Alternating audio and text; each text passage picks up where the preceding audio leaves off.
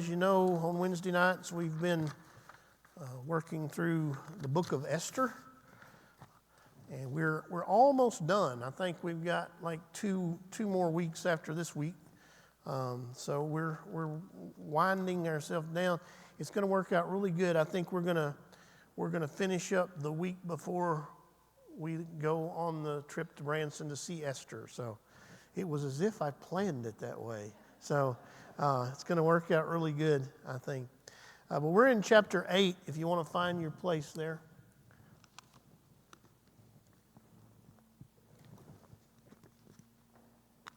So just kind of recapping where we left off last time. Esther has finally made her request known to the king. She has revealed Haman as the villain that is seeking to destroy the Jews. And so in an ironic twist of fate, Haman is actually hanged on the gallows that he had built for Mordecai. Mordecai is basically given Haman's estate and put in control of the affairs of Haman. But now there's a problem with all of that. The problem that you would say they all will live happily ever after now that Haman is dead, except there's still one problem that remains, and what would that be? Yeah, there's a decree that Haman had written up and signed by the king or sealed by the king that on certain day all of the people are going to rise up and kill the Jews. So this edict is still in effect. So something has to be done about that, or all that Esther has done up to this point will be for naught, and the Jews will still be annihilated. So let's see. We find out in chapter 8 like what the solution becomes. All right, let's take a look. I'm in verse 1 of Esther chapter 8. On that day, King Ahasuerus gave Queen Esther the house of Haman, the enemy of the Jews, and Mordecai came before the king, for Esther had told how he was related to her. So the king took off his signet ring, which he had taken from Haman, and gave it to Mordecai, and Esther appointed Mordecai over the house of Haman. Now Esther spoke again to the king, fell down at his feet, and implored him with tears to counteract the evil of Haman the Agagite and the scheme which he had devised against the Jews. The king held out the golden scepter toward Esther. So Esther arose and stood before the king and said, "If it pleases the king, and if I have found favor in his sight, and the thing seems right to the king, and I am pleasing in his eyes, let it be written to revoke the letters devised by Haman, the son of Hammedatha the Agagite, which he wrote to annihilate the Jews who are in all the king's provinces. For how can I endure to see the evil that will come to my people, or how can I endure to see the destruction of my countrymen?" Then King Ahasuerus said to Queen Esther and Mordecai the Jew, "Indeed, I have given Esther the house of Haman, and they have hanged him on the gallows because he tried to lay his hand on the Jews. You yourselves write a decree concerning the Jews as you please in the king's name, and seal it with the king's signet ring. For whatever is written in the king's name and sealed with the king's signet ring, no one can revoke." All right, let's take a minute to talk about this. So Mordecai is set over the house of Haman. What's ironic about this? And receiving the king's signet ring. What's the irony here? Yeah, basically, Haman was the one who was trying to destroy and get all of Mordecai's stuff and his life and his people destroyed. And in the end, it's Mordecai that receives Haman's stuff. What might we say here? To the victor go the spoils, right? Mordecai didn't seek it, but he received it. And Haman sought it, yet lost it. So there's some spiritual truth at work in there, if you care to dig it out.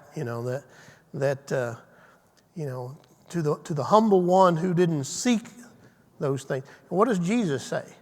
Seek first the kingdom of God and his righteousness, and all these things shall be added to you. Mordecai didn't seek any of those things, and in the end they were given to him. Now, how does the story of Mordecai resemble the story of Joseph from the Old Testament? Yeah, so he rises to that position of prominence. What else do you see there? Yeah, I mean, both of these guys, Joseph and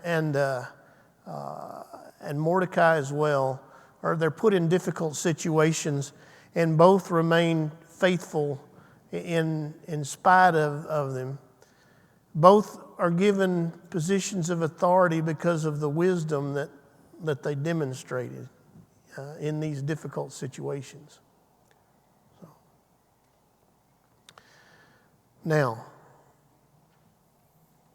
Esther says, King, by the way, there's still one problem. There's this edict that's hanging out there that if you don't do something about it, then all of our people are going to be wiped out.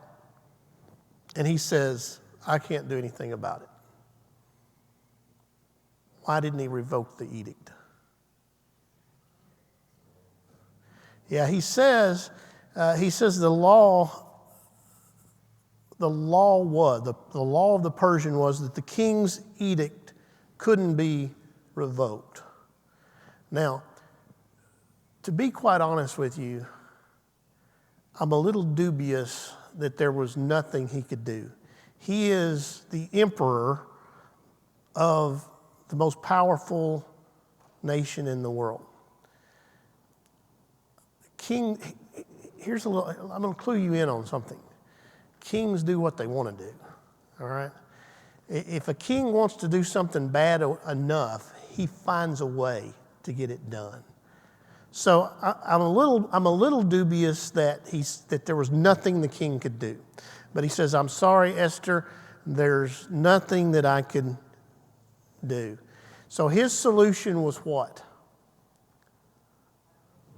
I'm going to take off my signet ring, give it to you. Y'all fix it. You write up the edict, write up whatever you want to, sign it, and you fix it yourself. Now, how does the king's solution fit this pattern of leadership that we've already seen from this king?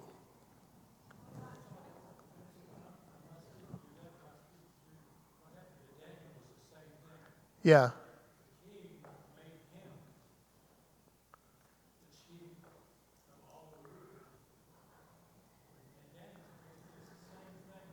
Right.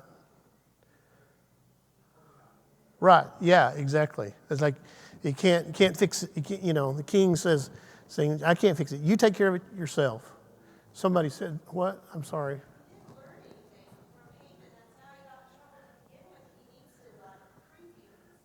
Yeah. So we've seen all along in the book of Esther, we've seen this king who has really been a poor example of leadership. He's not in touch with what's going on in his country. He's not even in touch with really what's going on in his own house.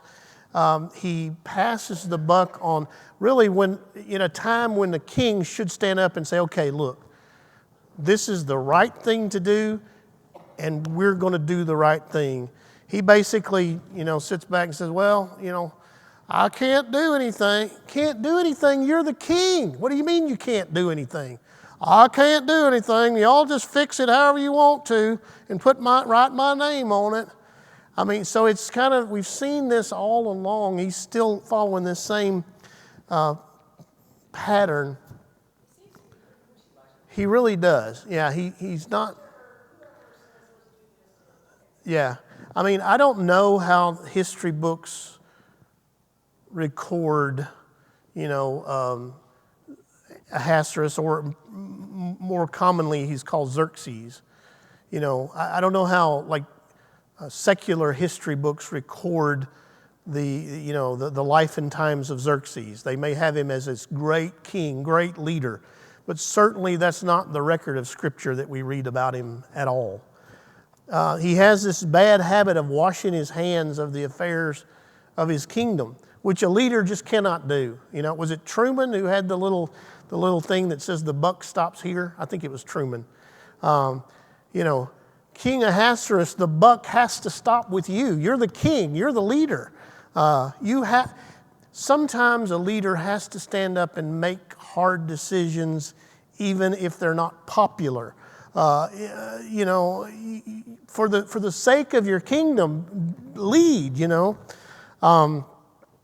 He has this bad habit of this "you take care of it yourself" thing.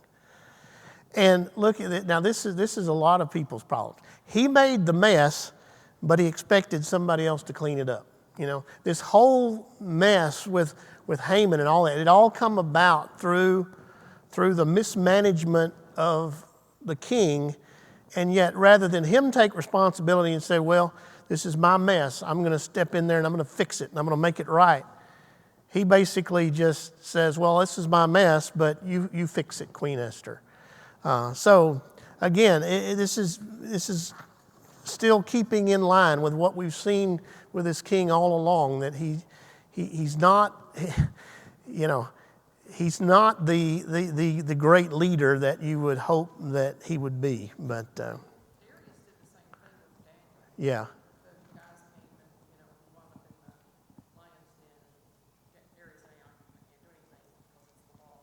Right. Yeah. Right. And that's what Jim was saying. Basically, yeah. We see the same thing with Daniel. So. Yeah, I don't know. Too much of it, probably. Too much of the wine seemed to be King Ahasuerus' problem. No, and even that. I mean, how that was kind of done on a whim. And then how the next queen was chosen also kind of on a whim. I mean, everything, all of his decision-making process seems to be flawed, which is not a good thing for a king, for sure. Questions on those verses? All right, let's look on then to verse 9. So the king's scribes were called at that time in the 3rd month, which is the month Sivan, and on the 23rd day, and it was written according to all that Mordecai commanded to the Jews, the satraps, the governors, the princes of the provinces from India to Ethiopia, 127 provinces in all, to every province in its own script, to every people in their own language, and to the Jews in their own script and language. And he wrote in the name of King Ahasuerus, sealed it with the king's signet ring, and sent letters by couriers on horseback, riding on royal horses bred from swift steeds. By these letters the king permitted the Jews who were in every city to gather together and protect their lives, to destroy, kill, and annihilate all the forces of any people or province that would assault them, both little children, women, and to plunder their possessions. Notice the original edict was to destroy, kill, and annihilate the Jews. Now the Jews are going to destroy, kill, and annihilate anybody that would oppose them. Verse 12, on one day in all the provinces of King Ahasuerus, on the 13th day of the 12th month, which is the month Adar, a copy of the document was to be issued as a decree in every province and published for all people, so that the Jews would be ready on that day to avenge themselves on their enemies. The couriers who rode on royal horses went out, hastened, and pressed on by the king's command, and the decree was issued in Shushan, the citadel. Okay, so what was significant about the date and the wording of this edict that Esther and Mordecai write up? So this is supposed to take place on the 12th of Adar. Is that right? Did I get that right? Where's that verse? the 12th month, 13th day of the 12th month, which is Adar, which was coincidentally what was originally supposed to happen on that day. Yeah, according to the original edict, that was the day that everybody was supposed to rise up and slaughter the Jews. Now with this new edict, on that same day, the Jews are going to rise up and slaughter anybody who opposes them. And it's virtually the same wording. Originally, everybody was going to rise up, destroy, kill, and annihilate the Jews. Now, on this exact date, the Jews are going to rise up, destroy, kill, and annihilate their enemies. So there's significance in how it's written. So now, still thinking in terms of our illustrious king here. Do you think that this new edict was a good solution to the king's dilemma? No? Yeah. So, I mean, you almost could do a yes or no, yes and no there. I mean, it does maintain the reputation of the Persian law being unchangeable. It's if it's a big deal to be able to say, okay, well, the Persian law, the edict of the king is never changed, and that's a really big deal for you to maintain. It does maintain that. But there's also a downside to it, which is what? What? Somebody's saying something, but I can't hear it. Yeah, it's going to cause a lot of unnecessary bloodshed. It doesn't need to be. I mean, how about you pass an edict that says nobody kills anybody? I mean, wouldn't that be maybe a better solution to the thing? I mean, you're gonna have this huge bloodbath, civil war in your empire, if you will, that is unnecessary. None of that had to happen. The bottom line is, and you can talk, he can talk about, the laws of the Medes and the Persians, and da-da-da-da-da, but the bottom line is the king is the king. He could have changed the law if he wanted to. I mean, even in America, where we have checks and balances and we have Supreme Courts and we have Congresses and we have that, if the president wants to get something accomplished bad enough, he knows there are avenues to make it happen, right? And we're supposed to be in a country where there are checks and balances. In an empire where he is the emperor and his very word is law, he could have fixed this problem if he'd wanted to. But again, he would rather pass the buck to someone else and hide behind we don't want to break the law. So this terrible problem that he created is now getting even uglier, because now you have basically an edict that is authorizing civil war in your country. So yes and no. I mean, it kind of does fix the problem in some ways, but it also creates some unnecessary problems as well. Questions or comments on that set of verses? All right, let's look on then to verse 15. So Mordecai went out from the presence of the king in royal apparel of blue and white, with a great crown of gold and a garment of fine linen and purple. And the city of Shushan rejoiced and was glad. The Jews had light and gladness, joy and honor, and in every province and city, wherever the king's command and decree came, the Jews had joy and gladness, a feast and a holiday. Then many of the people of the land became Jews, because fear of the Jews fell upon them all. All right, and they all lived happily ever after. No, wait, that's a little bit later, right? That's later on. Okay, so there's irony throughout the book of Esther. And particularly there's irony in this statement that the fear of the Jews fell on the nations. Now what's the irony here?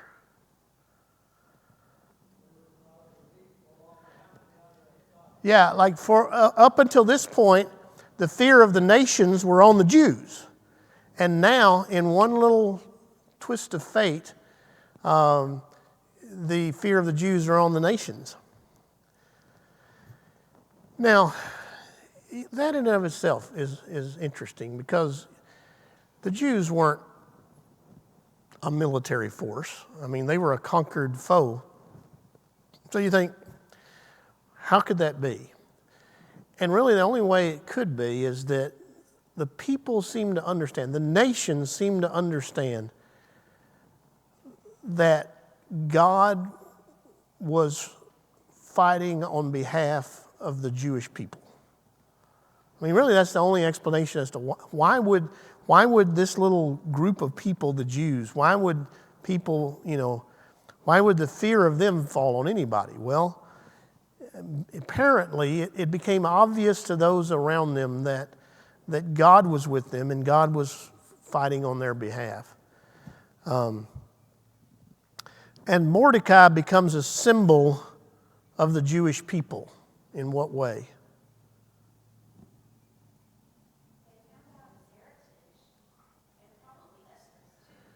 Yeah, so he becomes known as a Jew. And, he becomes sort of this object lesson, like his life, his person becomes this object lesson for the nation of Israel itself. He who was humbled has been exalted, and his mourning has been turned to joy. Well, that's true of Mordecai, but in a larger sense, it's true of Israel as well. That they were humbled, but now they're being exalted, and those who mourned are now rejoicing. Now, we get this interesting. The chapter ends by this interesting statement that tells us that many of the people of the land became Jews because the fear of the Jews fell upon them. And my question is, do you think that the conversion of the people, the nations, to Judaism, do you think it was genuine? Why not? Yeah, fear is generally a poor motivator. I would say for most of the people, probably not. I don't like words like everybody and nobody, always and never. You have to be careful using those. But for most people, this conversion probably wasn't genuine because fear usually doesn't lead to a genuine conversion.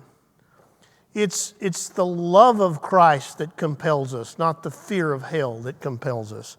So I'm going to say probably for most it wasn't. However, possibly for some it was because they saw the protection of God for His people, and they said, "Hey, I want to be a part of God's people." God, the one true God. His hand is on this people, and I want His hand to be on me. And so they, for some, the conversion quite possibly was genuine. For most, probably not. If their motivation was fear, for most, probably not. Right. This whole thing started because one man refused to bow down before someone who wasn't even the king. He was just, this arrogant man that, had weaseled his way into a position of power. All this bloodshed, think about that. All of this bloodshed that's going to occur, and we're going to see it play out here in the next chapter, but all of this bloodshed that occurs is a result of one man's pride that spins this whole thing out of control. All right, so what are some spiritual truths that you see taught in this chapter?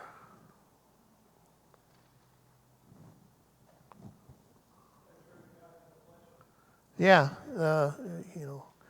you reap what you sow, don't you?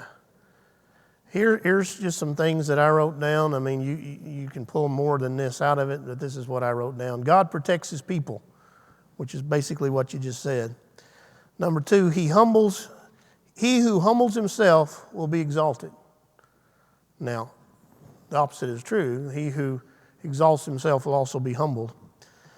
3, sometimes it's better to admit your mistake than perpetuate the problem. You could just about preach a sermon on that. I've known like pastors who have they've made they made a bad choice in leading a church a certain way.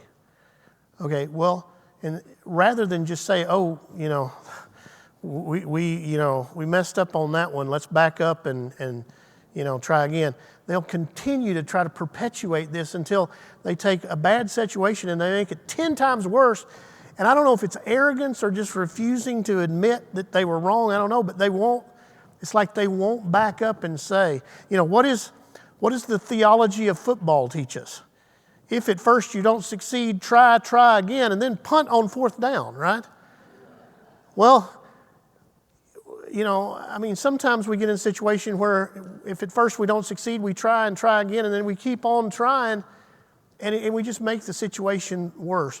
When you're in a situation where you know that you've messed up, you know that you've made a mistake, you've not done it, you've not done it the right way, and even I'm not even saying that you're in some great rebellion against God. Sometimes we just make the wrong call, Then back up. Have the humility about yourself and the common sense about yourself to back up and say, okay, that didn't work. Let's back up and try again. You'll be far better off, and those that you're trying to lead will be far better off than if you just continue to try to push a bad situation. So I think that lesson is to be learned there as well. And finally, I put this: mourning is turned to joy when God goes to work. And so, anyway, questions, comments about chapter 8? Yes, ma'am.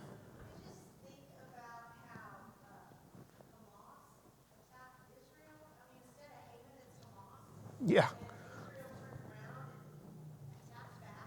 Yeah.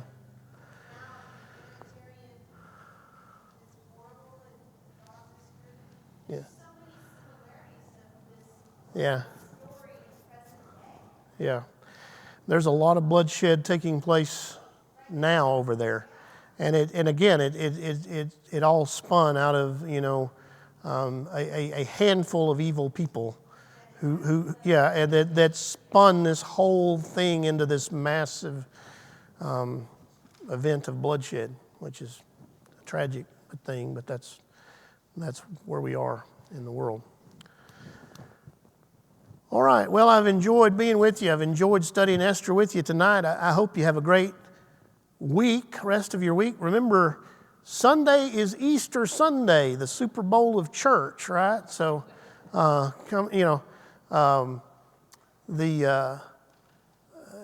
sunrise, don't forget, sunrise service at 7 o'clock, followed by breakfast. And then we'll have our regular Sunday school time and our regular morning worship time, and then we won't have Sunday night services. So should be a good day. All right, let's close in a word of prayer. Heavenly Father, thank you.